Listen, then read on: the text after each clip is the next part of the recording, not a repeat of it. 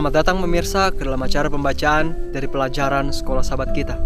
Pelajaran Sekolah Sahabat Kita masih mengambil dalam sebuah judul besar pemberontakan dan penebusan. Kita telah melihat bagaimana pemberontakan yang mula-mula terjadi di surga. Di saat Lucifer, malaikat Tuhan yang hendak meninggikan diri, hendak ingin untuk disembah, dia memberontak kepada Tuhan. Dan dia menipu sepertiga malaikat surga. Dan pada akhirnya mereka dibuang dari surga. Mereka pun mengajak manusia yang Tuhan ciptakan untuk ikut memberontak. Disinilah kita hidup sekarang. Di tengah pemberontakan yang telah berlalu selama ribuan tahun, kita hidup saat ini. Sahabatku, pertanyaan bagi kita saat ini adalah, apakah kita mau ikut serta dalam pemberontakan yang dilakukan oleh setan? Mungkin kita memberontak terhadap orang tua, keluarga, mungkin memberontak di tempat di mana kita berada, atau kita juga sedang memberontak kepada Tuhan. Hari ini judul pelajaran kita adalah panggilan Petrus. Kita akan melihat bagaimana Petrus dipanggil untuk menjadi murid Yesus di tengah pemberontakan besar yang sedang terjadi. Sebelum kita masuk untuk membaca, kembali saya undang pemirsa di rumah, ajaklah keluarga, sahabat, dan teman-teman Anda untuk berkumpul bersama-sama, terutama di dalam ibadah pagi dan petang. Biarlah di dalam keluarga kita saling menguatkan satu dengan yang lain, saling mendukung, saling mendoakan. Mari kita baca renungan kita bersama-sama. Adalah satu hal yang sangat menarik, sesuatu yang sangat luar biasa di saat kita melihat isu besar di tengah peperangan yang besar ini antara Tuhan dengan setan. Sesuatu yang ajaib adalah bagaimana Tuhan, Yesus, dia mau mempergunakan manusia biasa untuk menolong dia di dalam pekerjaannya. Manusia yang telah jatuh ke dalam dosa. Bayangkan, manusia yang secara tabiat, karakter sangat cacat. Dan tentu saja, apabila kita memikirkan bagaimana manusia telah jatuh, kejahatan yang begitu banyaknya dalam pemikiran, dalam tindakan, dalam kata-kata, tetapi mungkin kita bisa menyadari bahwa yang Yesus pilih pun adalah orang-orang yang tidak lepas dari kerusakan moral. Orang-orang di dalam kehidupan yang dalam tindakannya pun melakukan hal-hal yang buruk. Sahabatku, di sini kita bisa melihat satu hal, pelajaran pertama kita. Tuhan tidak membeda-bedakan orang. Dia bahkan pergunakan orang-orang yang karakternya pun bercacat, yang karakternya pun rusak. Orang-orang yang dalam kehidupannya mungkin secara moral telah banyak terpengaruh oleh hal-hal yang buruk, tapi Tuhan mau gunakan di dalam pelayanannya untuk memperluas pekerjaannya. Sebuah contoh yang perlu kita pikirkan adalah, bayangkan seperti ini. Kalau contohnya Anda memiliki sebuah perusahaan, atau mungkin sebagai pendeta atau ketua jemaat, tentu kita ingin mungkin orang-orang yang ada di perusahaan kita, yang ada di jemaat kita adalah orang-orang yang baik, yang ramah, bukan? Kalau mungkin Anda memiliki sebuah perusahaan, pasti kita ingin, pekerja-pekerjanya harus yang paling pintar, yang paling cekatan, yang paling giat. Tentu, kita pasti ingin yang terbaik. Tapi Kristus, dia tidak memilih-milih. Dia panggil semuanya untuk mengikuti dia. Ada yang mau ikut, ada yang tidak. Sahabatku, harusnya Anda pernah dengar kisah tentang orang muda yang kaya, yang dia datang kepada Yesus, dia tanya, "Guru, bagaimana caranya supaya saya memiliki hidup yang kekal?" Bertanya, Tuhan katakan, "Oke, kalau gitu jual seluruh harta milikmu dan ikutlah aku." Dia tidak mau. Terlalu besar keinginannya akan harta yang dia miliki sehingga dia tidak bisa lepaskan. Jadi tetap pilihannya ada pada manusia. Entah kita mau memilih mengikuti dia atau tidak. Tetapi pelajaran pertama yang bisa kita pelajari adalah Tuhan memanggil setiap orang. Jangan pernah merasa bahwa kita terlalu buruk untuk tidak bisa melayani Dia. Kita terlalu buruk bagi Tuhan. Jangan pernah merasa bahwa sikap sifat kita tidak baik sehingga kita tidak layak untuk bersama dengan Tuhan. Tuhan memanggil setiap orang, dan bukan hanya dibiarkan seperti itu. Tuhan hendak membentuk karakter kita menjadi sempurna sesuai dengan gambaran dari karakternya. Berikutnya kita baca. Sementara Kristus berjalan di pantai utara dari laut Galilea, diikuti oleh begitu banyak orang, Yesus melihat ada 2 perahu yang biasa dipakai untuk memancing ikan, di mana orang yang memiliki perahu tersebut sedang membersihkan perahu dan jala mereka, oleh karena malam sebelumnya mereka tidak berhasil mendapatkan ikan. Dan para nelayan tersebut sudah menyadari kehadiran dari Yesus. Yesus sering kali mengajar di sinagog mereka, di mana mereka pun sering kali terkagum dengan kata-kata dan pengajaran Yesus. Ini bisa kita lihat di Lukas 4 ayat 31 dan 32. Jadi mereka tahu siapa Yesus. Yesus sering mengajar di sinagog mereka. Mereka pun pernah terkagum, pernah terpesona dengan pengajaran Kristus. Nah, Yesus pun pernah mengusir setan dari orang yang sedang kerasukan setan di dalam sinagog. Dan semua orang terkaget saat itu. Ini terdapat dalam Lukas 4 ayat 33 sampai 36. Mereka juga telah melihat Yesus di rumah dari Petrus dan telah menyembuhkan ibu mertua Petrus yang sedang sakit. Dan sorenya, setelah selesai menyembuhkan ibu Yesus, banyak orang yang datang yang Yesus juga sembuhkan. Mereka sudah lihat ini semua, apa yang Kristus kerjakan. Nah, itulah mengapa bukan sesuatu yang aneh lagi jika kita melihat ada banyak orang yang mengikuti Yesus di sepanjang perjalanan Yesus di pantai tersebut. Oleh karena mereka telah melihat mujizat yang Yesus sampaikan. Lalu Yesus berdiri di sebuah perahu yang sedang ditaruh di pinggir dari pinggir dari laut tersebut. Lalu Yesus meminta agar perahunya boleh digeser lebih maju lagi ke laut. Dan di atas perahu itu Yesus mulai mengajar orang banyak. Nah, setelah selesai mengajar, Yesus memberitahu kepada Petrus untuk membawa jalanya yang sudah dibersihkan kembali, yang sudah dia bersihkan, untuk ikut bersamanya ke laut yang lebih dalam. Petrus, dia bisa saja menolak karena jalanya baru dibersihkan. Dan sepanjang malam mereka sudah mencoba mencari ikan, tapi gak ketemu. Tapi Petrus, dia mengikuti apa yang Yesus katakan. Walaupun dia tahu dalam pikirannya mereka tidak akan mendapatkan apa-apa. Karena dia menghormati Yesus, makanya dia melakukan seperti apa yang Yesus minta. Dan kita tahu bagaimana kisahnya.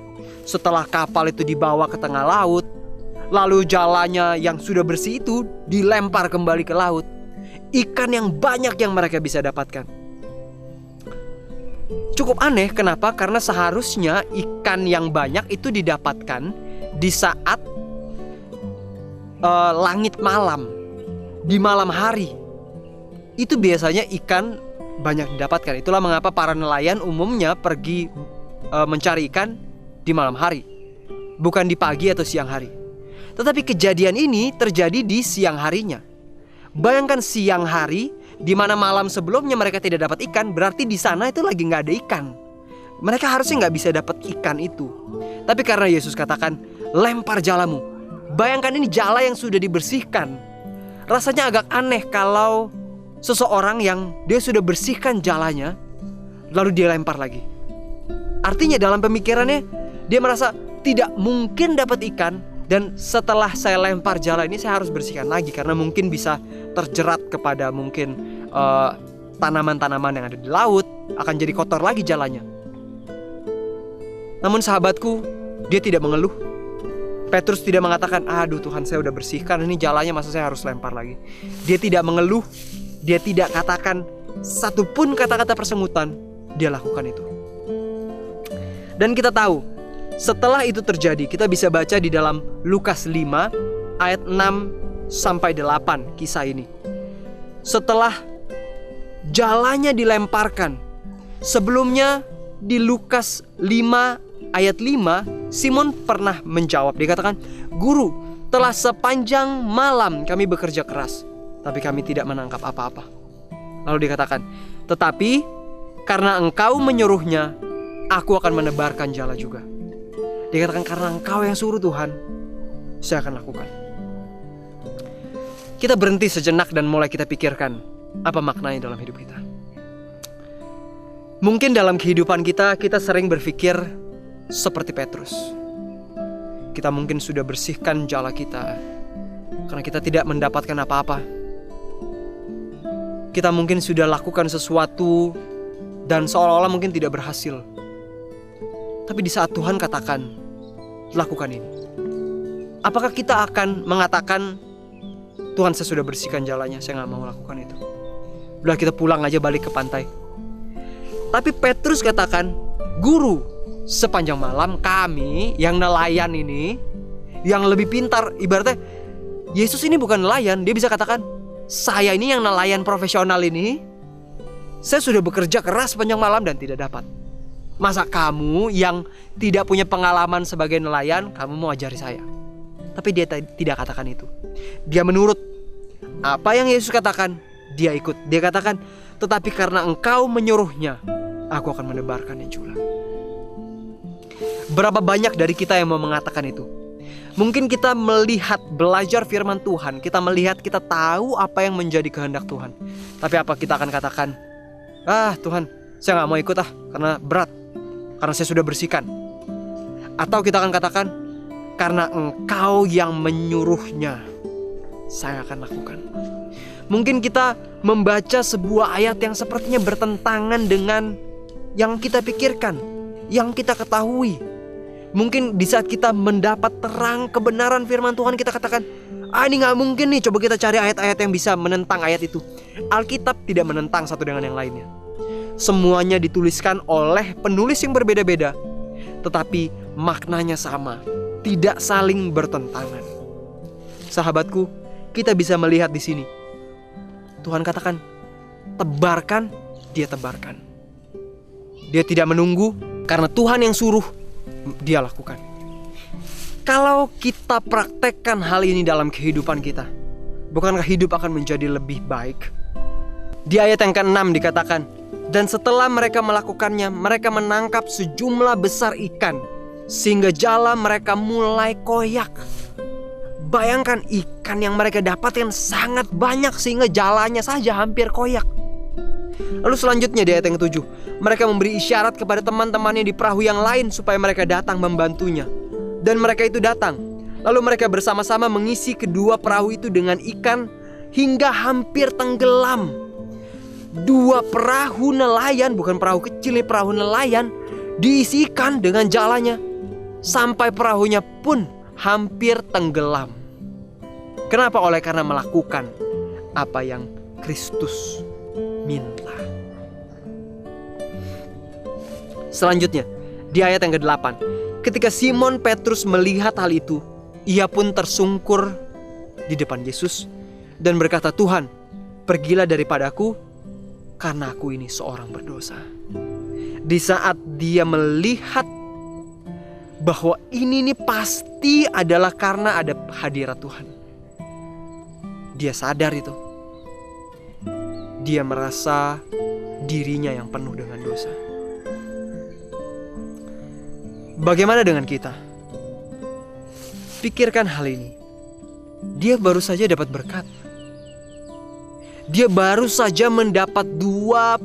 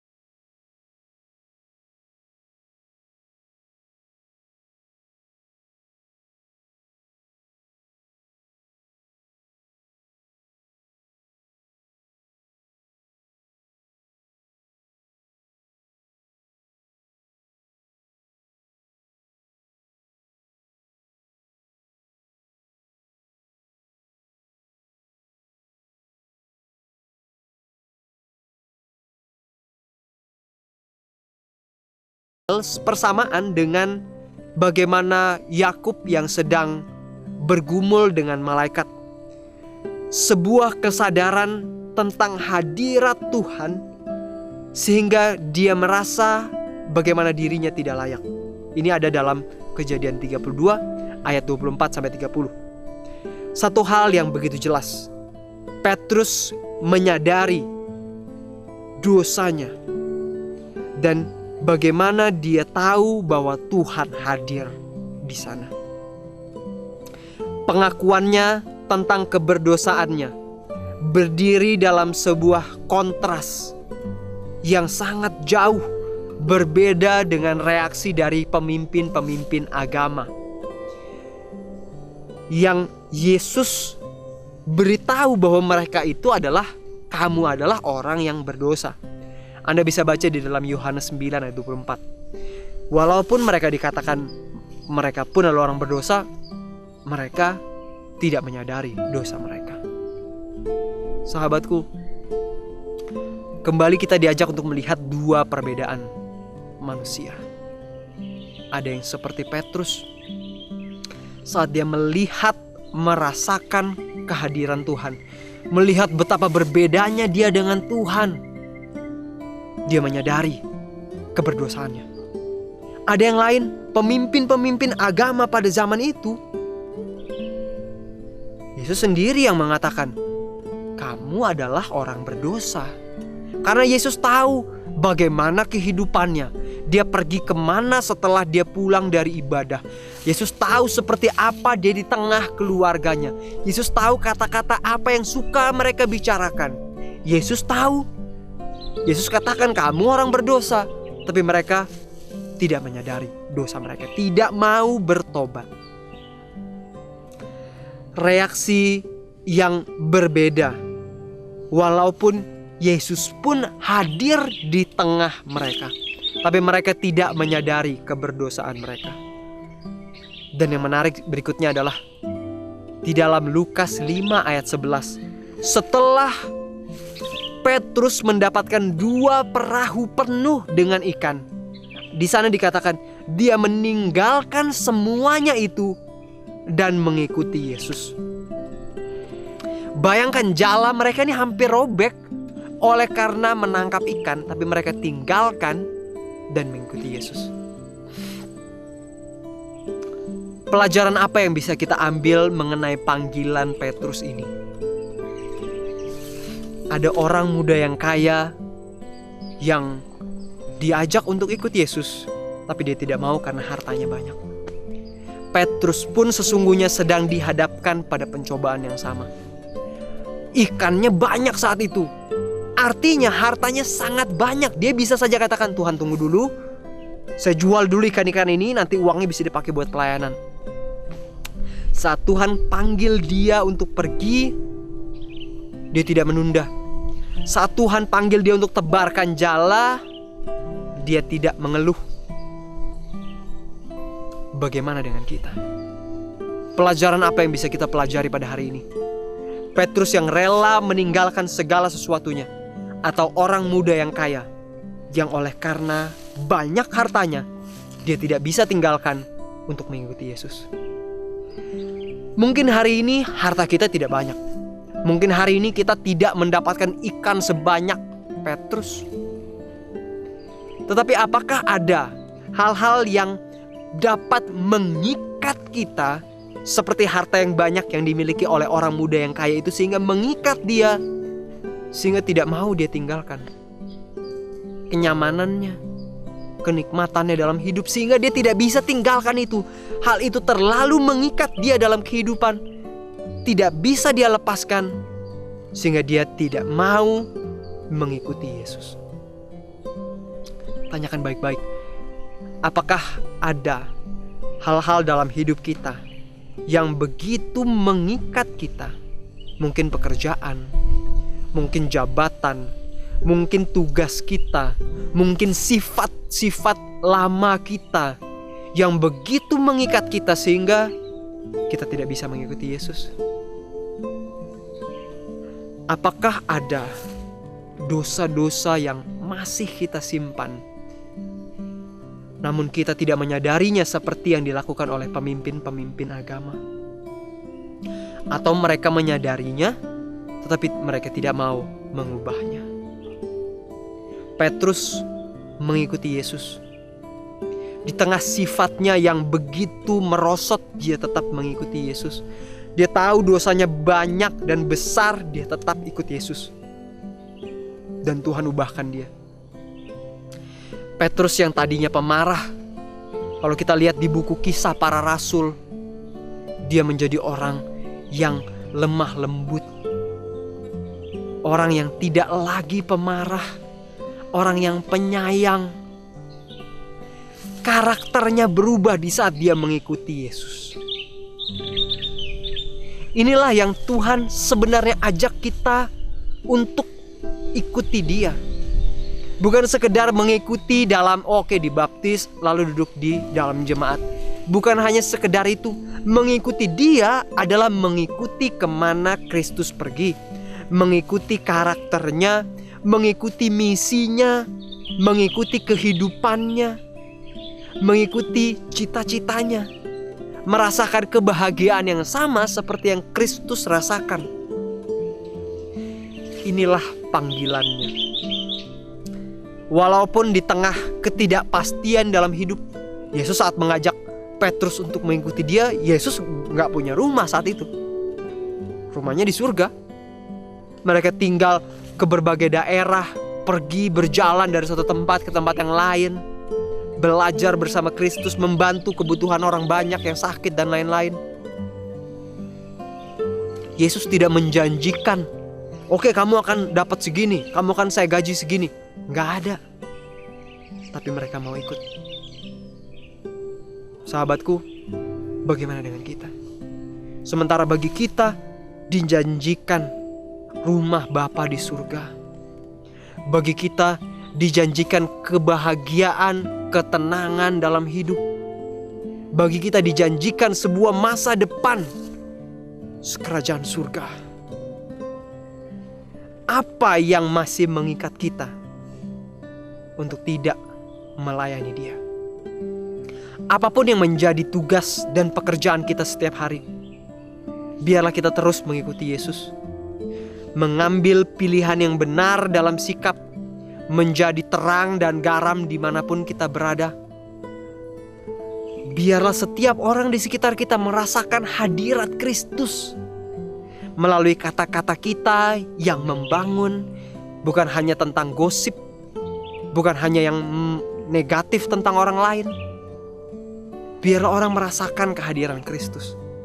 Roh yang tidak mementingkan diri, roh yang suka melayani, roh yang rela berkorban walaupun dirinya pun harus kehilangan. Maukah kita mengikuti Yesus pada hari ini? Ceritakan pelajaran yang Anda dapatkan kepada keluarga, sahabat, dan teman-teman Anda dimanapun Anda berada. Sampai bertemu lagi. Tuhan memberkati dan Maranatha.